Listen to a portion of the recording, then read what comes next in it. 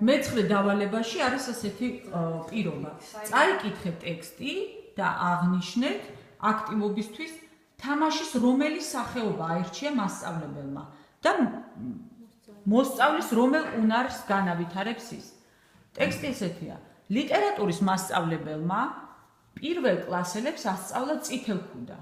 შემდეგ ბავშვებისთვის დადგა სპექტაკლი, გიორგი ასახიერებდა მგელს, ნინო წითელქუდას, ელენე ბებიას, ხოლო გია მონადირეს. განსაზღვრეთ, რომელი თამაში აირჩია მასწავლებელმა?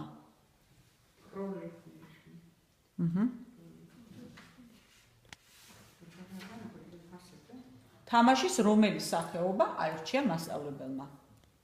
არის წითელქუდა, შეასრულეს როლები. როლი თამაში. ნაზილა მასწავლებელი, თქვენ როგორ ფიქრობთ? სპექტაკლი. დადგა სპექტაკლი.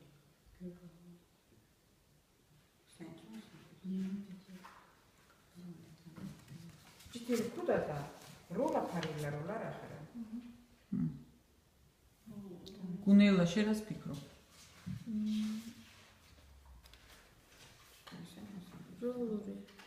როლური თამაშები. თამარა მასწავლებელი თქვენ?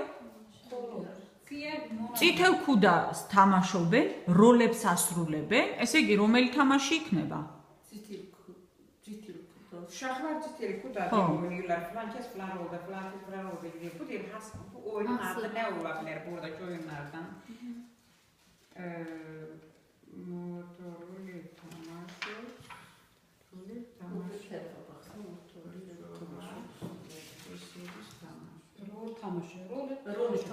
როლური თამაშია, კი ბატონო, როლური თამაში, იმიტომ რომ ასრულებენ სხვადასხვა როლს, პერსონაჟების როლს. კარგი.